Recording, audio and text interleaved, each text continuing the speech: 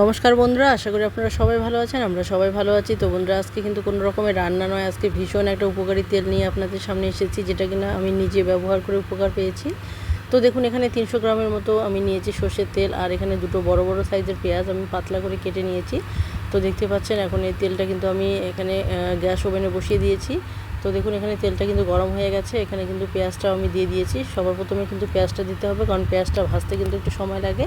এরপর এখানে আমি দিয়ে দিলাম দুটো রসুন দিয়ে দিলাম, আমি থেতো করে দিয়েছি এখানে রসুন। আর এরপরে দেখতেই পাচ্ছেন, এখানে কারি পাতা নিয়েছি আমি 5-6টা, কিন্তু কারি পাতার এখানে নিয়েছি আর কি, বড় বড়। তো এখানে কিন্তু আমি পাতাগুলো ছিঁড়ে ছিঁড়ে এখানে দিয়ে দিলাম। তো দেখতে পাচ্ছেন, এরপর আমি এখানে দিয়ে দিচ্ছি জবা ফুল। তো এখানে কিন্তু কমপক্ষে 9 থেকে 10টা জবা ফুল আছে। তো জবা ফুলের বোটাগুলো আমি ফেলে দিয়ে, তো এখানে দেখলাম, এখানে জবা ফুলগুলো আমি কিন্তু দিয়ে দিলাম।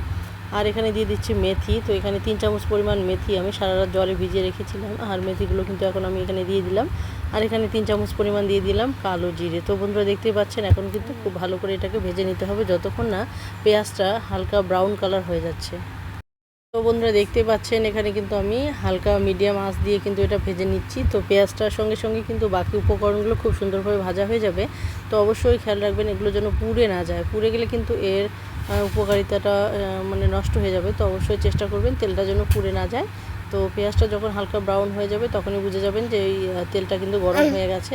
তো বন্ধুরা, দেখুন, এখানে কিন্তু আমার ভাজা প্রায় হয়ে এসেছে। তো দেখুন, এখানে কিন্তু উপরে যেহেতু ফুলের জবা ফুলের পাপড়িগুলো আছে, সেজন্য কিন্তু একটু বেশি কালো কালো মনে হচ্ছে, কিন্তু তেলটা কিন্তু একদমও পুড়ে যায়নি। তো দেখতে পাচ্ছেন, তো পেঁয়াজটাও আমি আপনাদেরকে দেখিয়ে দিচ্ছি। তো দেখুন, এখানে পেঁয়াজটাও কিন্তু হালকা হালকা ব্রাউন কালার হয়েছে। তো এই অবস্থায় কিন্তু গ্যাসটা বন্ধ করে দিতে হবে, কারণ এই যে তেলের গরমটা আছে, এতে করে কিন্তু পেঁয়াজটা আরও বেশি ভাজা হয়ে যাবে। তো বন্ধুরা, দেখতে পাচ্ছেন, এখন কিন্তু এটা আমি নামিয়ে নেব, আর ঠান্ডা করে ভালো করে একটা ছেঁকনির সাহায্যে, চা ছেঁকনির সাহায্যে আমি ছেঁকে নিয়ে এটা একটা কাচের জারের মধ্যে রেখে দেবো। আর এই তেলটা কিন্তু সপ্তাহে 2 দিন যদি আপনারা ব্যবহার করতে পারেন, শ্যাম্পু করার পর একদম ফ্রেশ পরিষ্কার মাথায় কিন্তু ব্যবহার করতে হবে, তাহলে দেখবেন আপনাদের চুল পড়া বন্ধ হবে, আর চুলও সহজে পাকবে না। তো বন্ধুরা, দেখতেই পাচ্ছেন, তো আজকে বন্ধুরা এখানে শেষ করে দিচ্ছি। আবারও চলে আসবো নতুন কোনো রেসিপি নিয়ে। ততক্ষণে সবাই ভালো থাকবেন, সুস্থ থাকবেন। বাই।